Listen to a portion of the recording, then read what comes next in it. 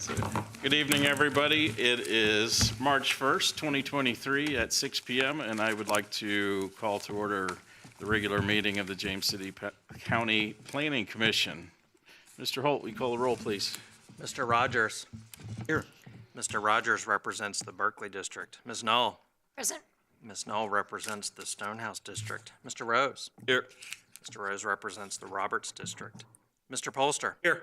Mr. Polster represents the Jamestown District and is vice chair to the commission. Mr. Haldeman. Here. Mr. Haldeman is an at-large member. Mr. Krupp, who represents the Powhatan District, could not be with us this evening. Mr. O'Connor. Here. Mr. O'Connor is an at-large member and is chair of the Planning Commission. I'm Paul Holt, Director of Community Development. And sitting to my left is Ms. Liz Parman, our Deputy County Attorney. Mr. Chair, we have a quorum, and it's my pleasure to serve as Secretary to the Commission. Thank you, Mr. Holt. First item on our agenda this evening is the public comment period. This is a time set aside for anyone wishing to address the Planning Commission on anything other than the public hearings this evening. So there will be a time in the public hearings for folks to share their thoughts then. So is there anybody that wishes to speak for the public comment? Seeing and hearing none, we will move on to the reports of the commission. I think we'll start with Policy Committee tonight. Mr. Haldeman, if you would. Sure, thank you. The Policy Committee met 4 times in February, so please bear with me. On February 9th, with a quorum present, the committee continued its consideration from its December meeting of the Board of Supervisors resolution regarding possible amendments regarding community recreation facilities in residential districts.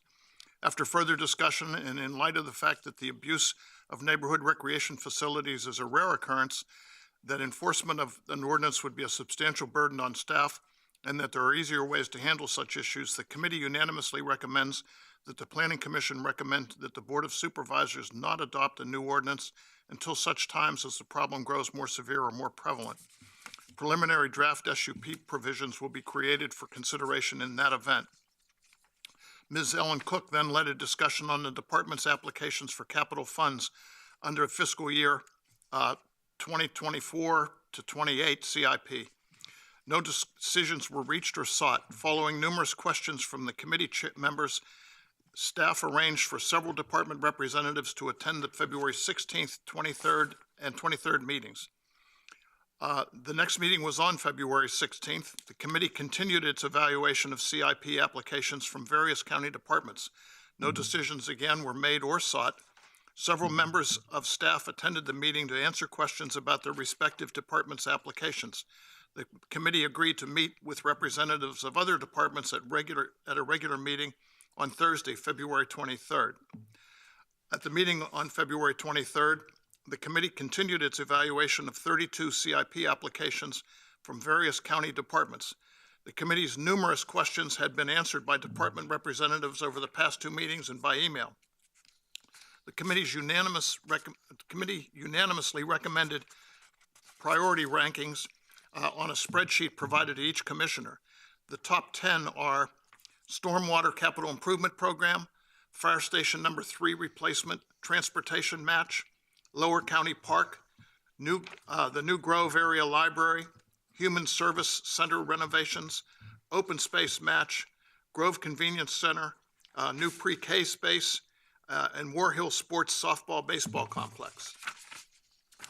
Committee members recognized the need for more library space and for modernizing the libraries, but we again ranked the project close to the bottom because we lack a clear proposal.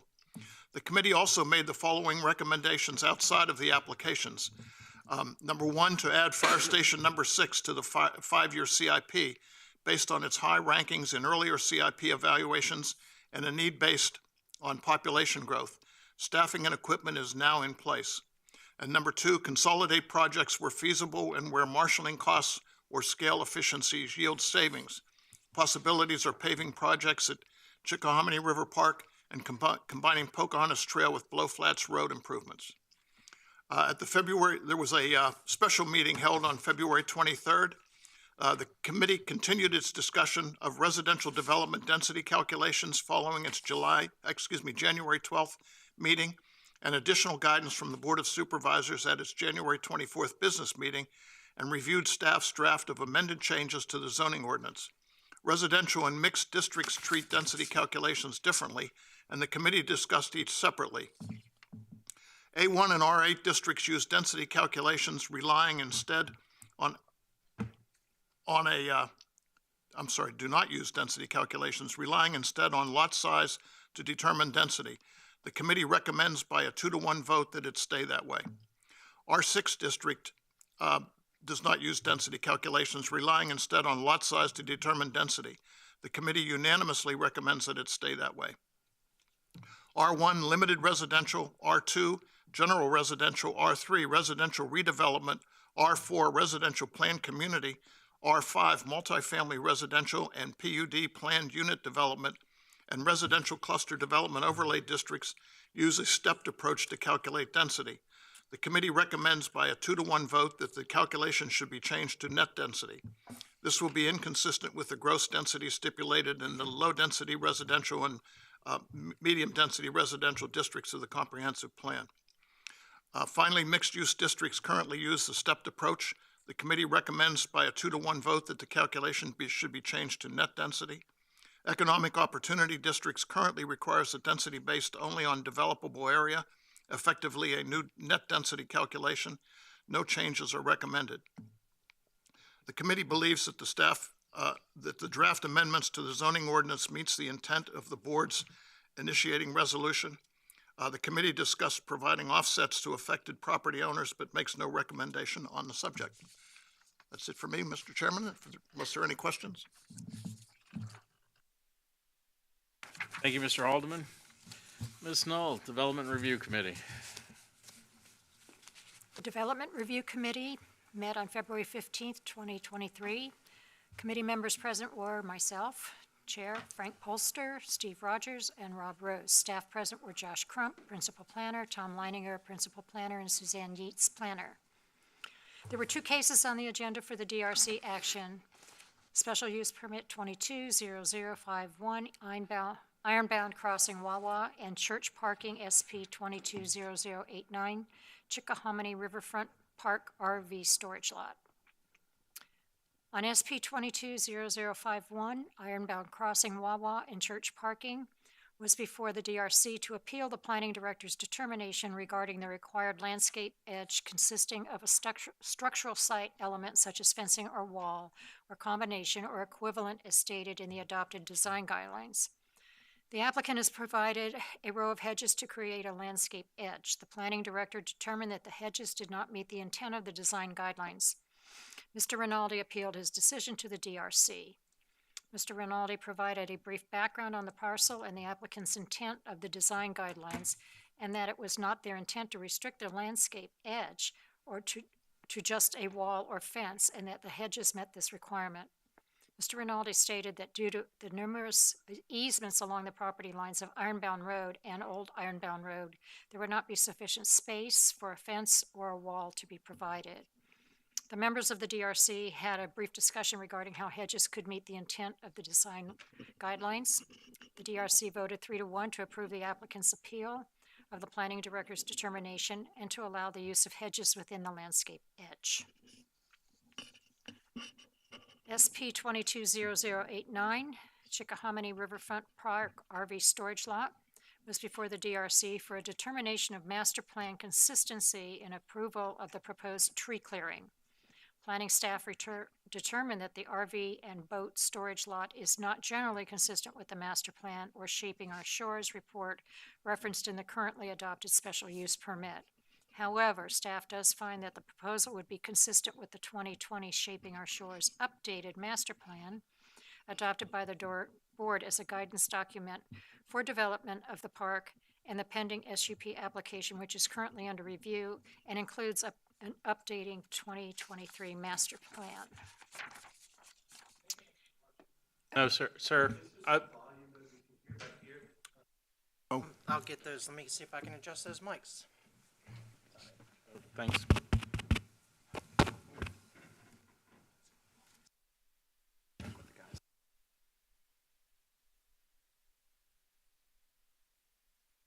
Okay.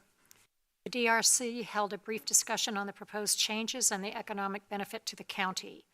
The DRC voted 4-0 to find the proposed changes generally consistent with the master plan and approve the proposed tree clearing. Meeting was adjourned at 4:41 PM. Thank you, Ms. Null. Any questions? Thank you. Next item on our agenda this evening is our consent agenda. There are 3 items on there. Minutes of the February 1st, 2023 regular meeting.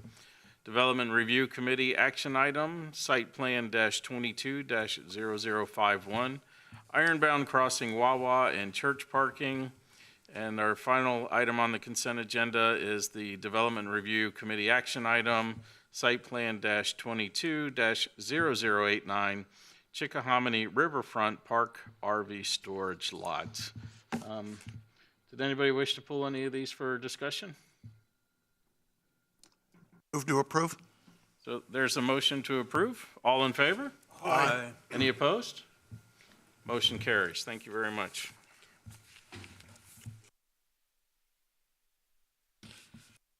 Our first public hearing this evening, SUP-23-0001, 2886 Lake Powell Road, rental of rooms. Ms. Costello, good evening.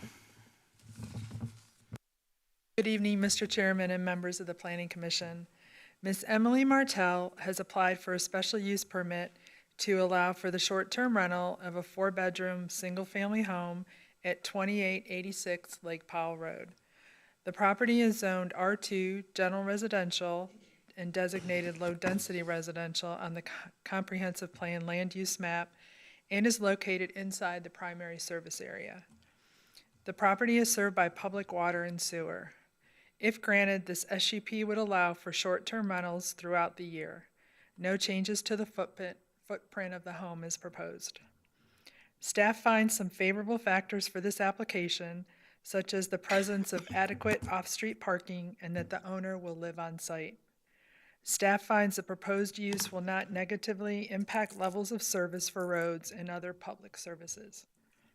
Staff finds the proposal to be incompatible with surrounding development and not consistent with the recommendations for short-term rentals in the 2045 Comprehensive Plan.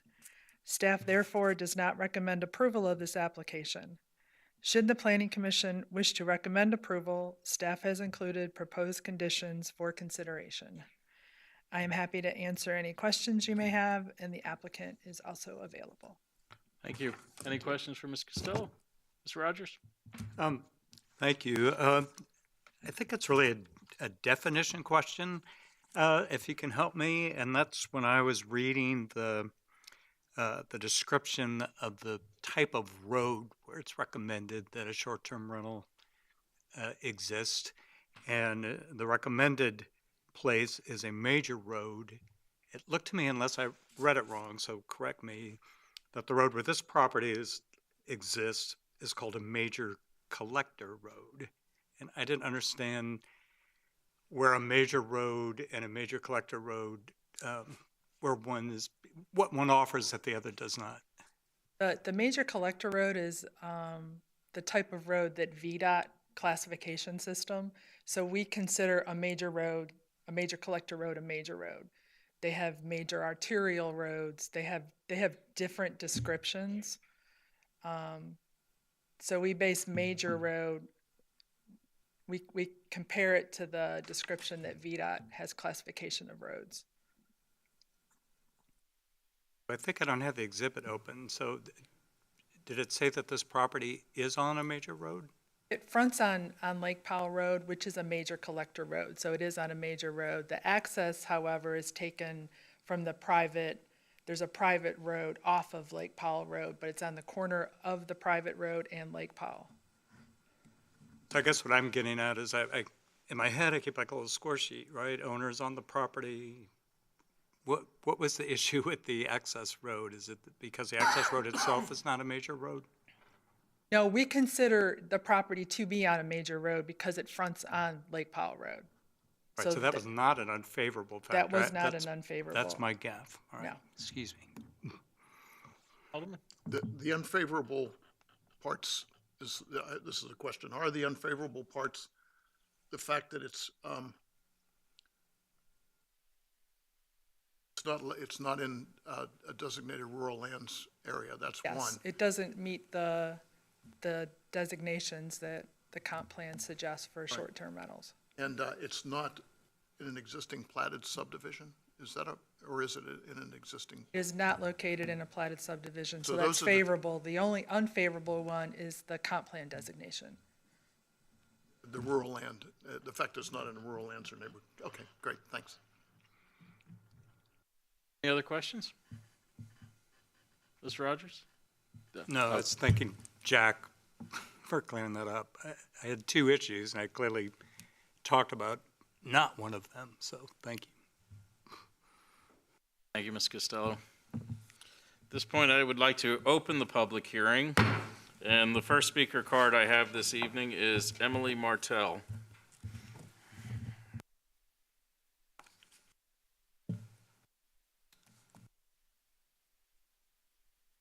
Hello. My name is Emily Martell. I would like to start by saying thank you for having me, Mr. Chair and members of the commission. A little bit about myself. I grew up here in Williamsburg, right off of Neckarland Road. I went to Ralsburg Elementary School, moved away, fell in love, dragged my husband from Massachusetts back down to Williamsburg because nothing felt quite like home. So here we are again, and now we live on Lake Powell Road. We bought our home in 2020, and it's surreal for me to see my oldest son go to Ralsburg or Laurel Lane now. I will never get used to that. It will forever be Ralsburg to me, but it's neat to see him go to the same school I went to. Like discussed, our home is a home right on the main road. We have a full apartment on the upper level of our Cape-style home. There's an entrance from the outside of the property and from the inside. The one on the inside is locked from both ways to protect the guests and also my family, which lives 100% downstairs full-time. So it's just a little safety feature that I put in place. We have, throughout this process, gone to our surrounding neighbors and discussed, just identified the fact that for the past several years, really, we've had numerous, over 100 guests stay at our Airbnb. We have a 5-star rating, and we've never had a complaint. So I think that speaks volumes. In the process of speaking to all of our neighbors, the majority of them identified that they didn't even know that we had an Airbnb on the upper level of our home. So that felt really good to know that not only are we satisfying the guests that come into our home, but that we're keeping the neighbors happy as well. I have taken the liberty to contact the building permit department, and I spoke to David in order to ensure the next steps of the SUP to go smoothly, hopefully assuming that we go forward with an approval. And while I know that we don't meet we're zoned R2, we don't meet the zoning in this, as you can see on the image, directly behind our home is the big mound. I call it Williamsburg's Mount Trashmore. It used to be the landfill. And then several other businesses right around there. There's Yardworks, which they actually use that access road to get some of their stuff out. So we have big trucks going down that road. The Williamsburg Airport is within a mile. The Williamsburg Winery is like just over a mile, it's like 1.3 miles away. So plenty of businesses within walking distance of our home. So I hope that seeing that and that this is slightly unique despite our zoning will not do anything but help me in this process and making your decision on the next step. I think that a lot of people feel like Airbnb is just beneficial to the host, and I don't feel that way. As recorded on Airbnbnews.com, $15 million in sales tax revenue was collected and went back into the Commonwealth alone in 2021, and I'm happy to be a part of that. I think that that's amazing. I am willing to comply with all conditions that are put forth, including the suggested new condition with renewing and reapplying the SUP in the 3-year span. And I appreciate all of your time here. I hope that my proposal has the outcome that I am hoping that it has. And thank you very much for your time. Any questions? Any questions, Dr. Rose? Did you consider renting this as a full year rental? So during the process of trying to do an Airbnb, my mom lived with us and she was going through cancer treatment and she was upstairs and finances were stressed. And she suggested occasionally Airbnb-ing it to help offset. So full-time wasn't an option when we first started in my mind because that was her way away from my screaming children downstairs. I have a 9, 3, and 2-year-old, so she needed her space as well. And we crammed into the bottom half. She shared a room, and we rented it out occasionally, and it took off. And financially, it was so beneficial that throughout her process, we did it occasionally when we needed it. And when she was at a point where she was no longer upstairs and no longer needed the same help, we full-time did it. And it was amazing. So while that is always an option, this is the process that we took and why. Any other questions? Thank you, Ms. Martell. Thank you. Second speaker card I have this evening is Lisa Waltrip.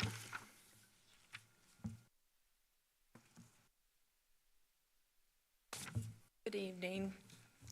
Nice to see all of y'all in person and not just on TV. I wanted to say that. Ms. Waltrip, I'm sorry, could you just give your address real quick, please? Yes. My name's Lisa Waltrip, and I reside with my parents at 2868 Lake Powell Road. And I'm here on behalf of my parents and myself, and they are Dudley, most people know him as Timmy, and Becky Waltrip. We live adjacent across the drive from Emily and Aaron, and I would like to say that we do support the Airbnb and the special use permit, and I wanted to explain why. One thing is that I have personally engaged numerous times with their guests. Everyone is always so friendly, so nice.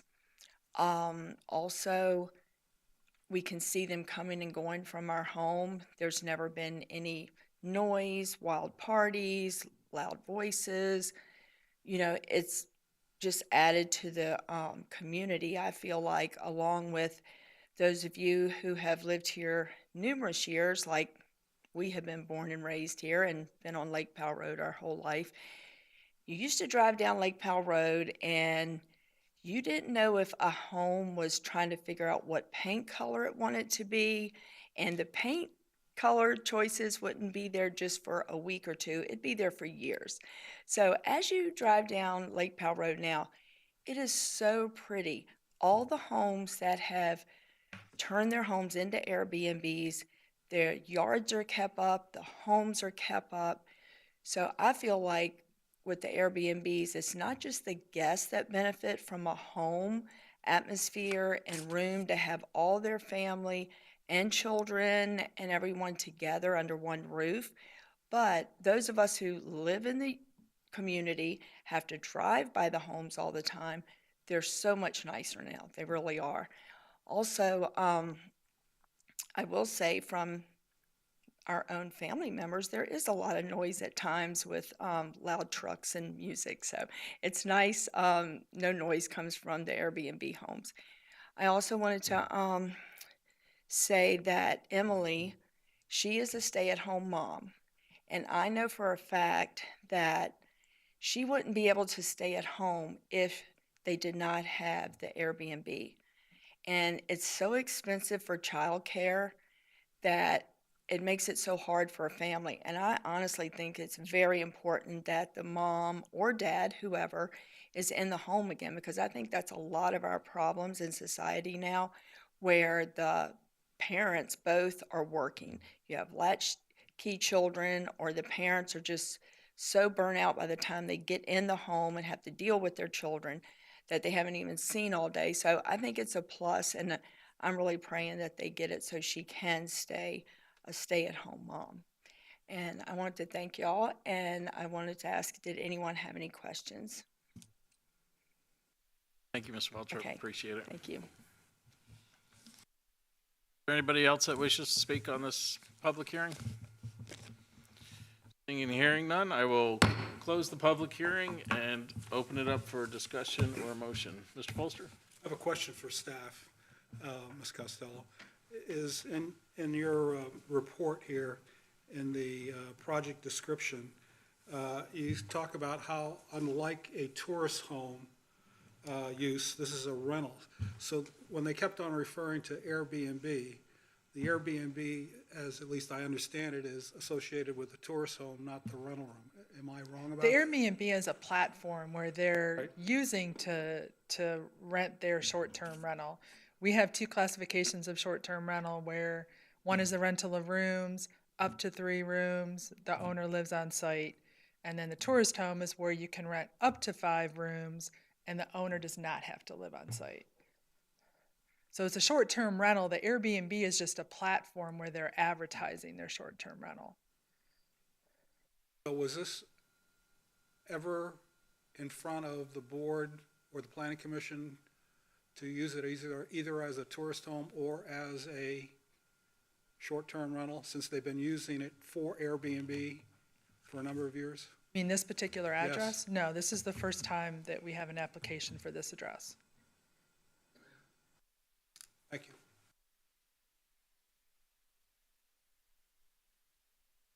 Discussion? Mr. Chairman, excuse me, I move that we recommend approval for SUP 23-0001, 2886 Lake Powell Road, tourist home with conditions. Thank you, Mr. Haldeman. Mr. Holt, we have a motion. Call the roll, please. Mr. Haldeman, Yes. Mr. Polster, Aye. Mr. Rose, Yes. Ms. Knoll, Aye. Mr. Rogers, Aye. and Mr. O'Connor. Aye. Thank you. Motion carries.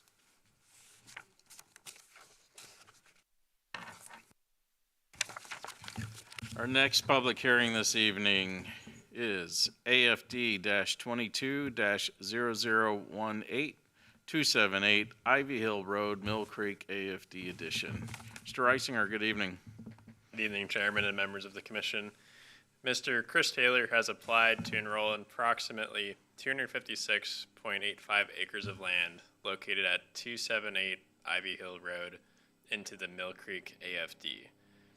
The parcel is zoned A1 General Agricultural and designated rural lands on the 2045 Comprehensive Plan Land Use Map. The parcel is located within 1 mile of the core of the Mill Creek AFD and is directly adjacent to other parcels in the district. The property is currently undeveloped and wooded, and the applicant indicates that it is used for private recreational purposes. The applicant indicated that the property was last timbered 15 years ago and would likely be timbered in the future after the timber stand has matured. At its January 19th, 2023 meeting, the AFD Advisory Committee recommended approval of the application by a vote of 7-0. Staff finds that the proposed addition meets state and local requirements for inclusion in the AFD and recommends that the Planning Commission recommend approval of the application to the Board of Supervisors. I'd be happy to answer any questions you may have for staff. Thank you. Thank you. Any questions? Got the easy one tonight. Thank you. At this point, I will open the public hearing and entertain any comments. Seeing and hearing none, I will close the public hearing and look for a motion. Mr. Polster? I'll make a motion that the Planning Commission approve AFD 22-0018, 278 Ivy Road, Mill Creek AFD. Thank you. Mr. Holt, we have a motion to approve. Mr. Haldeman, Aye. Mr. Polster, Aye. Mr. Rose, Aye. Ms. Knoll, Mr. Rogers, Aye. and Mr. O'Connor. Aye. Thank you. Motion carries. Thank you. Now we're on to Planning Commission considerations, which tonight we have the Planning Commission and Board of Zoning Appeals 2022 annual reports. Is that you? Seems like every week I'm back saying, it's been a whole nother year already. So tonight I'm here to say, it's been a whole nother year already. And our year in review was sent out to you and was part of the agenda packet for tonight. Really appreciate the support that we've had from the commission all year. Once again, it feels like a year that we got a lot done. Be happy to answer any questions. Didn't have anything additional, but would otherwise turn it back to you, Mr. Chairman. Unless there are any other requests for edits or changes at the conclusion of the chair's remarks, would love to have just a voice vote motion to accept this year's annual report. From there, usually we share it with the board, get it posted to the website, all those great things. I always enjoy reading your end of year reports, and I thought that the way that you did it this year by highlighting those items in red that actually said, here are the things that we actually got accomplished on that, was a good way to highlight those accomplishments, because it really does link that comp plan to what we think is an aspiration to something that we've actually done something about for it. So that was a nice way to display that, I thought. Pass that along. Just another great idea staff had that I'm in no way going to take credit for. So, but thank you for that. So nothing to add, just thank the staff and the entire team for putting this together. We did highlight on the chairman's cover page that all of the actions and activities that went into our cultural mapping, just felt it was important to highlight that because there was a lot of participation and a lot of effort that went in on that. So, I mean, we do appreciate as a planning commission, and I think we say that for everybody on the county. Thank you to all the staff's efforts over the past year. I know it's a big push to put all this together and to attack all these rewrites coming out of a comp plan, but no rest for the weary on that one. Never. Nope. Onwards and upwards. Indeed. Any other comments or questions? Hearing none, I'll entertain a motion to accept the planning report, annual report. So moved. So, all in favor? Aye. Any opposed? Motion carries. Thank you. Thank you. Now we're back to Mr. Holt for the planning director's report. Yes. So, again, nothing too out of the ordinary for those first couple pieces. As far as your bylaws are concerned, this is your last meeting under the bylaws before we have our next meeting, which will be March 20th, which will actually be our organizational meeting for the upcoming year, as well as a public hearing on your capital improvement program recommendations. As part of that, what we do is, as part of this meeting, include a draft schedule. Please let me know if there are any requested changes, edits, procedural changes you want to do. We can get those incorporated in time to be incorporated into your agenda for March 20th so that you'll have an opportunity to vote on the new schedule and the new officers for the subsequent 12 months. I think the chair's comments earlier, as we look to spend more time with some of these upcoming ordinance amendments, one possible idea could be adjusting the start time of the policy committee. Right now it starts at 4. We could back that up to 3 o'clock. That could give us a little bit more time with which to have discussions on some of these items coming up. We've got a lot more coming up. And, for a lot of consistency reasons with what some of our other boards and commissions do, I'd at least once again like to throw out there, I'd like to see if there might be some support for starting our commission meetings at 5 o'clock versus 6. I know every year there's various pros and cons to that, but I think staff would like to recommend those two changes, if nothing else, but certainly to defer to the will and the desires of the commission.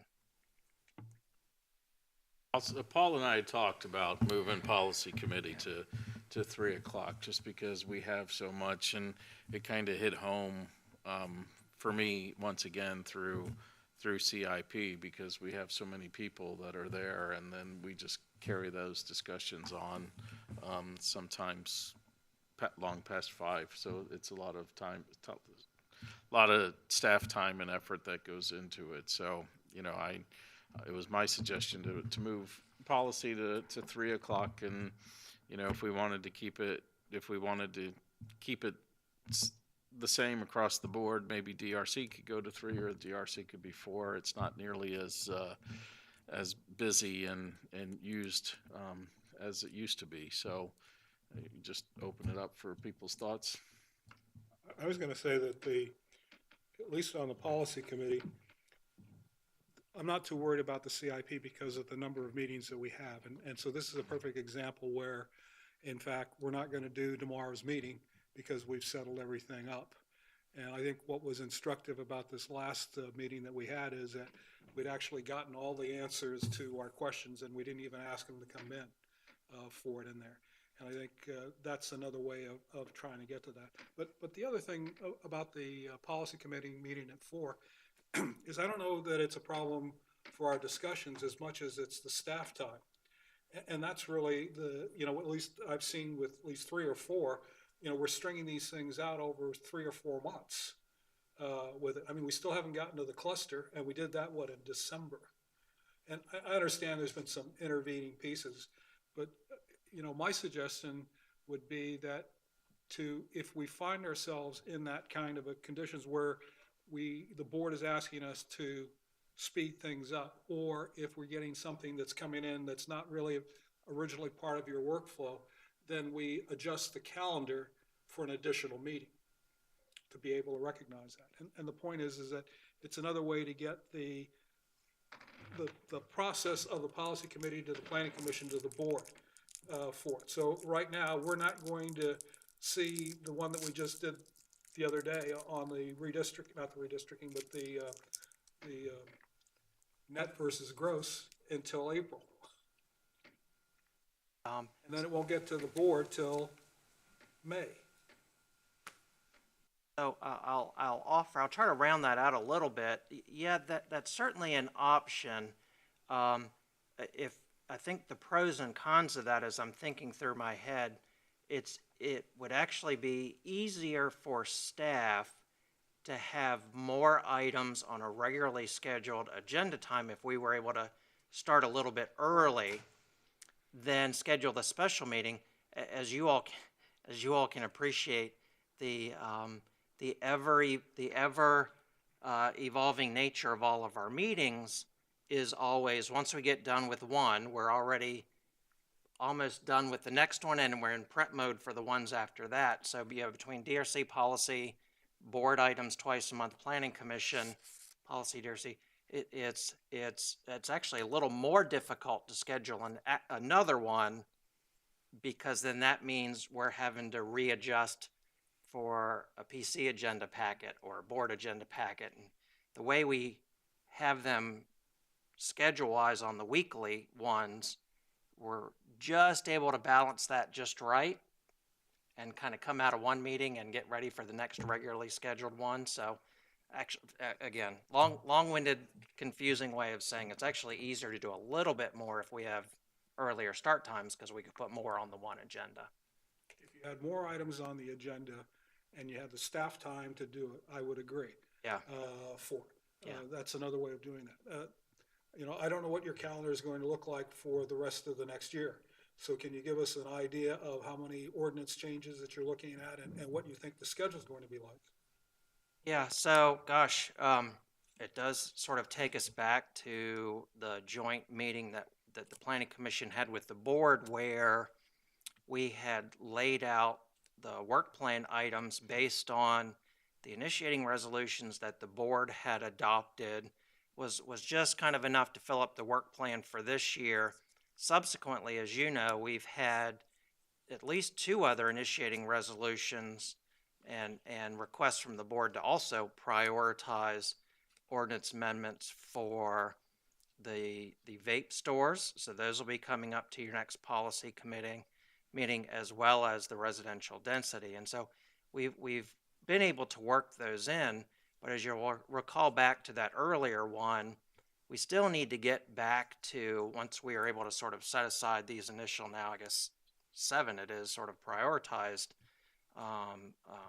topic-specific ordinance items. Traditionally, coming out of the adopted comp plan process, staff will then take usually 2.5 years to do a comprehensive go back through the residential districts, go back through the non-residential districts, and try to get things aligned as much as possible. So we still sort of have all of those big wave initiatives that we don't have a timeline on yet and don't have itemized, because they really do just sort of fall under, hey, we just sort of really need to relook at all of the residential districts, relook at the non-residential, and try to get them more aligned with the comp plan. And that's just a cycle that we've always done. So, don't have those broken out into respective parts yet, don't have those component pieces or deadlines, but those blocks of activities will still take up the next 2 years, every bit. What I was thinking about are other things that came out of the comp plan that we were probably gonna get into the second year. And one of them is the equine stocking rate, for example, that we've talked about. So I'm trying to understand what that workload is gonna look like for your staff, as well as which of the issues out of the comp plan you're looking to bring forward into the next year. And I understand your residential piece. Yeah, and so, certainly, I'll use that one just as a very good example. So that is one where even at the commission level, we had sort of talked a year ago is, that type of specific addition to, say, the R1 or R8 district ones would typically fall when we kind of go back and look at that district as a whole. And because there's going to be 3 or 4 or 5, 6 of those types of things. And those are the things where, as a block, we get those things incorporated. Certainly the board had, by their initiating resolutions, had wanted to pull at a couple of very targeted items first, and rather than sort of wait to look at all of the residential districts, which just takes more time, they said, well, let's go ahead and pull those out, and then we'll kind of come back to looking at all the other items as part of that subsequent update. So all of that would be as part of that work effort. So, I'm hoping we won't break out too many more specific ones, but, those types of items we can get wrapped up into the block amendments that we do for the whole district, for example. I was just gonna say, I would be in favor of starting earlier if, in fact, you had a larger agenda to be able to get that thing, and the process would move faster through there. And then I would be in favor of it. And it isn't necessarily true that you absolutely have to have a policy committee meeting. You may not be ready. Correct. Okay. This has come up several times in past years, and the thing I always try to balance is staff time, of course, but also access to people who work, and including some members of this commission who work full-time. And I don't think it's as big a problem with the policy committee, because we don't get a lot of public attendance. It's a problem for commissioners who work full-time, but we don't get a lot of public attendance, so it's not. But the full planning commission meeting, and I personally don't care. I really don't. Time is cheap for me now, but moving it to 5 o'clock might suppress public attendance at these meetings, might be an inconvenience for applicants to come and plead their case. So that's my only issue. As for me personally, I'm happy to meet anytime you want. Excuse me.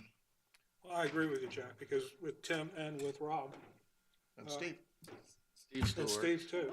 I mean, I really, do not want to inconvenience that, and it isn't an inconvenience to me and Jack at all. I mean, I agree. So I'm in favor of keeping the planning commission meetings on a monthly basis at 6. On the other hand, for the policy committee meetings, I'm in favor of, if you haven't expanded, okay, start earlier. I'd like to say that too. When you go to the Board of Supervisors meetings and so forth, people are always complaining starting at 5.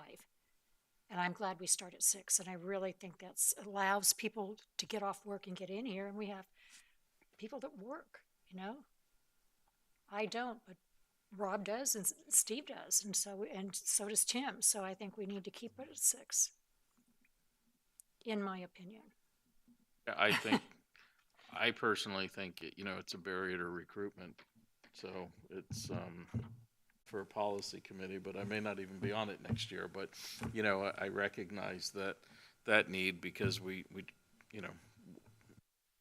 do have a lot to discuss. So, but again, I know when we had talked about this before, I'd received several comments from folks who appreciated that we kept it at 6 o'clock so they could attend if they wanted to. So I think I would be in favor of staying at 6 as well.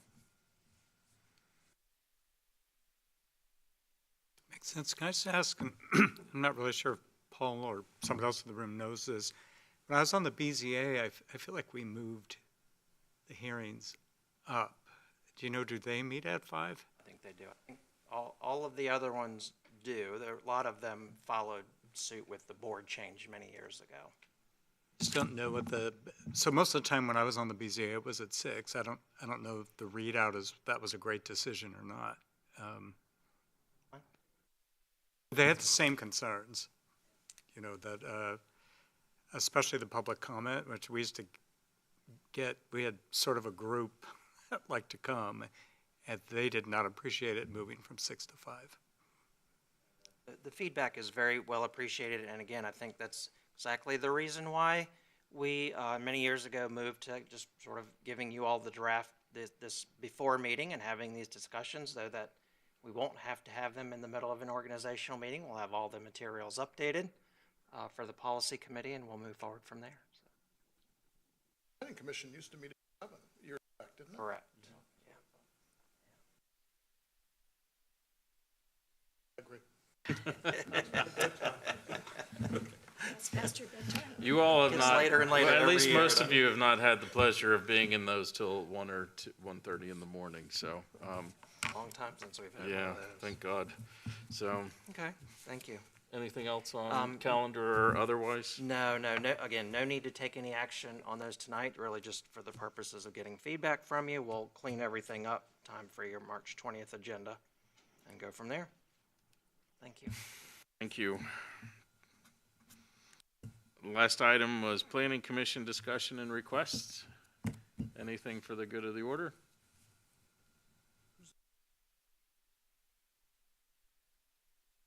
Got to look again, I'm sorry. I haven't done it for a while. Back tonight. I'm Email that up. I'm almost thinking it's me, but we can double check that.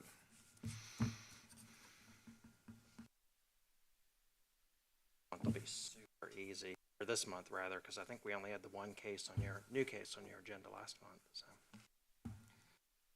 Anything else? I'll entertain a motion to adjourn to March 20th for our organizational and CIP meeting 6 p.m. at 6 p.m. So move. So all in favor? Aye. Motion carries. Thank you. We are adjourned.